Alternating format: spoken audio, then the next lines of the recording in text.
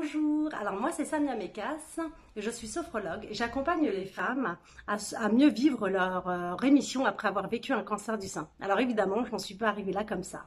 En 2012, moi aussi j'ai appris que j'avais un cancer du sein. Alors comment ça s'est passé? Tout simplement, j'avais une boule au niveau du sein, une boule au niveau du sein gauche, et donc en fait elle a grossi, mais je n'y ai absolument pas prêté attention puisque ben voilà, le travail faisant, les enfants, le temps passe et là ma boule commence à vraiment grossir. Je vais voir le médecin et là il me dit ok, on va la retirer puis on va l'examiner. Donc il la retire, donc je passe d'abord au billard, hein, évidemment une première fois, il la retire et puis ensuite au bout de quelques jours, 15 jours, là il m'annonce qu'effectivement c'est un cancer. Donc j'ai dû rappeler mon médecin 3 fois parce que je n'avais pas compris ce qu'il était en train de me dire. Donc l'annonce du cancer est quand même pas si évidente que ça, donc essayez quand même d'être accompagné. Ensuite il y a la deuxième étape, celle de l'annonce de vous à vos proches, vos amis, votre entourage et même peut-être professionnellement. Donc ça aussi c'est pas évident, c'est vraiment pas évident en fait toutes ces phases. Puis ensuite on arrive sur le protocole. Donc moi je suis arrivée sur la mastectomie, donc c'est-à-dire on enlève complètement le sein et les chaînes ganglionnaires.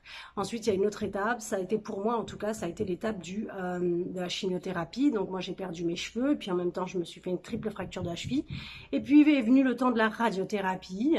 Donc là c'est pareil, ça m'a laissé un sein un peu brûlé, mais ça va, c'était vraiment plus simple on va dire. Et enfin arrive le temps de la rémission. Alors pour certains il y a l'hormonothérapie, pour d'autres non, à voir selon les cancers évidemment. Je vous ai vraiment donné le protocole que moi en tout cas j'avais eu.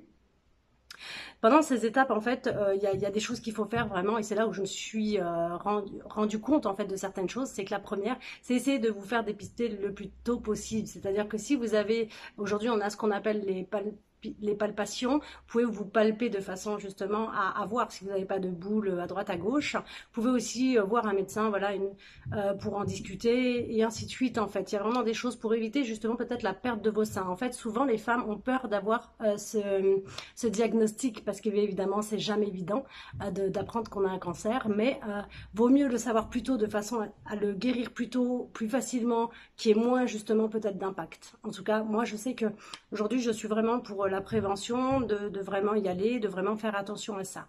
Et puis, il y a aussi une deuxième chose qui pour moi est très très importante, c'est qu'il y a un énorme suivi au niveau médical et ça c'est vraiment génial.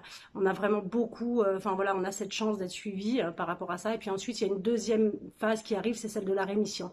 La rémission pour moi, elle a été énorme parce que en fait, pendant une année pratiquement, mon temps était dans les hôpitaux.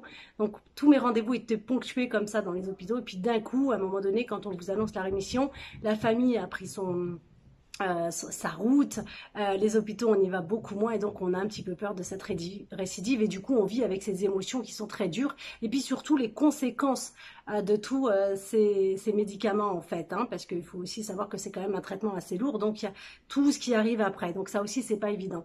Et voilà, ça c'est vraiment ce que je voulais partager avec vous, c'est vraiment un témoignage qui dit oui on peut sortir évidemment du cancer du sein, ça c'est clair, oui c'est pas évident, hein, parce que bah évidemment il y a des phases où c'est vraiment pas facile, pas évident, mais il y a aussi beaucoup de joie à l'intérieur de ça, on rencontre énormément de monde, on est soutenu, on peut être aussi, enfin voilà, et puis bah comme moi, voilà, ça fait maintenant 8 ans et je me sens totalement guérie et je suis vraiment ravie en fait du fait de vivre la vie que je mène aujourd'hui et j'ai vraiment été contente de pouvoir être soutenue pendant tout ce processus par les médecins, les aides-soignantes, les infirmiers, les infirmières, la famille, l'entourage et toutes les associations bien autour. Voilà, donc je voulais tout simplement partager ça avec vous pour vous dire que il est important de se dépister, il est important de se faire accompagner, il est important vraiment et de prendre ça étape par étape. N'allez pas trop vite non plus dans vos traitements.